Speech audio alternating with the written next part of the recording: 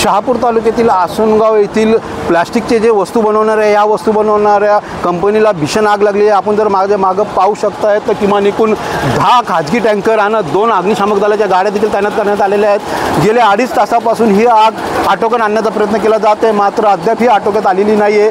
तर भेवंडी महानगरपालिका असो, कल्याण महानगरपालिका असो, यांच्या अग्निशामक दलाच्या गाड्या देखील या ठिकाणी तैनात करण्यात आलेल्या आहेत। आपण जर बघू शकता या बाजूला पोलीस प्रशासन किंवा महसूल विभागाचे जे अधिकारी हे तरी देखील या ठिकाणी घटनास्थळी दाखल झालेले आहेत आणि आग विझवण्याचा जे प्रयत्न आहे, सरतीचा प्रयत्न केला जात आहे।